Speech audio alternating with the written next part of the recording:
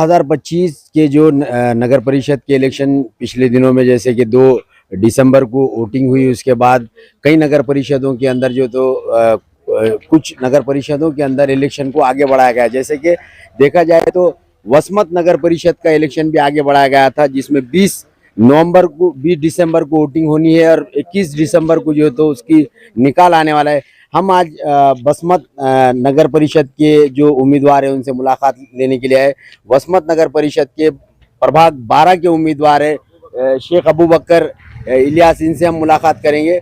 जैसे कि महाविकास आघाड़ी के उम्मीदवारों की हमने पहले भी आपको मुलाकातें दिखाई, उन्होंने वसमत के ताल्लुक से उन्होंने पूरी बात बताई कि वसमत में अगर हमको एक हाथ अगर सत्ता मिलती है महाविकास आघाड़ी को, तो आने वाले दिनों में हम जो है तो वसमत का चेहरा मोहरा बदलने की जिम्मेदारी लेते हैं और यकीनन हम यहाँ के लोगों की मसले मसाइल में पूरी तरीके से मदद करेंगे। आइए जानते हैं, हमारे साथ उम्मीदवार है शेख अबू बकर, प्रभाग 12 वसमत नगर परिषद से। भाई क्या कहना चाहेंगे?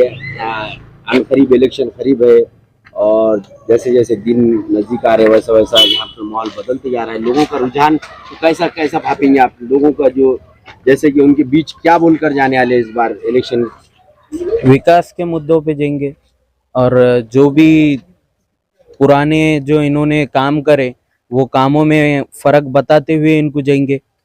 जो चीज़ें रह गए वाले, आज अगर इन्हों काम करते थे तो ये गंदगी नहीं रहती थी, ये रास्तों की खराबी, ये नालियों की खराबी नहीं रहती थी, ये जो अंधेरा हो जा रहा रात में, लाइट दियों की खराबी नहीं रहती थी।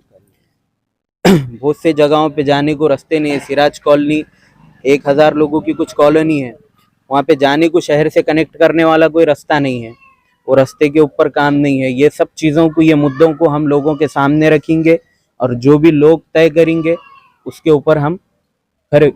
वसमत के अंदर कई इलाके ऐसे हैं जहाँ पे गंदगी भरी हुई है, रास्ते खराब है, जो खास करके जहाँ पे स्लम एरिया उसमें देखा जाए तो ऐसे रास्ते हैं। यहाँ पे महाविकास आघाड़ी को अगर यहाँ की जनता जिम्मेदारी देती है तो क्या वो खरे उतरेंगे उसके ऊपर? बिल्कुल, हम गंदगी के हाथ में गंदगी हटाने का काम नहीं करेंगे, पहले तो हम घंटा गाड़ी की व्यवस्था करेंगे, क्योंकि इन्हों आके जो हटा के गए, लेकिन घंटा गाड़ी की व्यवस्था नहीं करने से लोगों के पास भी ऑप्शन नहीं है आज की कचरा फेंकना का।